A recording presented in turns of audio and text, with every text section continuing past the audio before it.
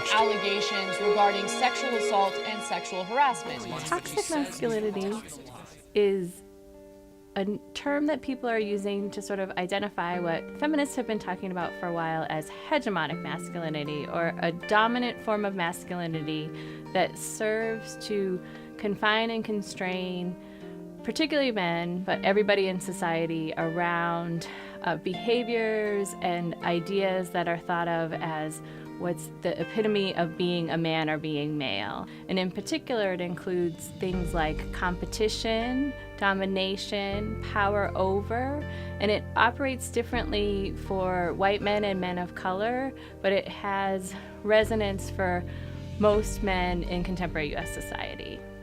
I think there's a lot of expectation on me to perform my task a certain way. There'd be this expectation that I'd have to like these certain things to gain friends as a child. People didn't want to talk to me because they didn't want that association that they're talking with someone that isn't like everyone else.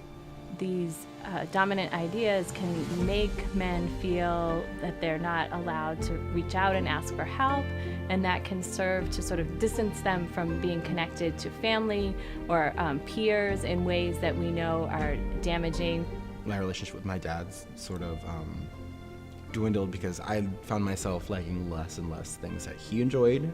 An expectation my dad had for me as I was growing up was he wanted me to go into like car mechanics, like fixing vehicles. So I went into art, which is weird. I'm weird. It affected me a lot growing up, I guess.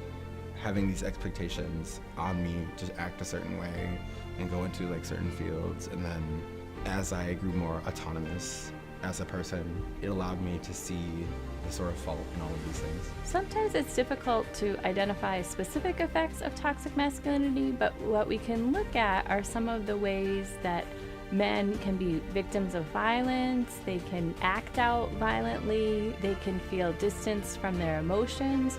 There's a video by the Media Education Foundation called The Mask You Live In that talks about the effects of masculinity being a mask that sort of men are made to feel like they need to put on. We've constructed an idea of masculinity in the United States that doesn't give young boys a way to feel secure in their masculinity, so we make them go prove it all the time. In good times, guys are like really close to each other, but when things get a little bit worse, you're on your own. From middle school, I had 4 really close friends. Once I kind of went into high school, I struggle finding people I can talk to because I feel like I'm not supposed to get help. As our society is moving forward, I feel like we've already started entering that era of like more self-acceptance and acceptance of other people, especially men's like emotions. Is this the best a man can get?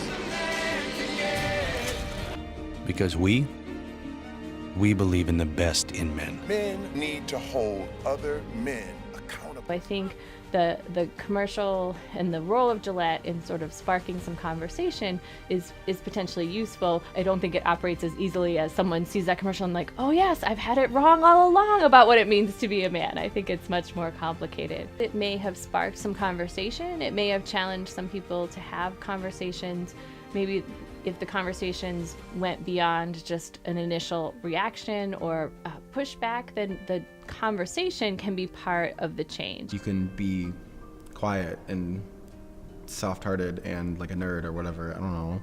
You can do what you want. You can break the social norm. You can literally do what you want, wear what you want, speak how you want, walk how you want. Be you. Don't have to fall into line with everyone else and be cookie cutter. Fuck that.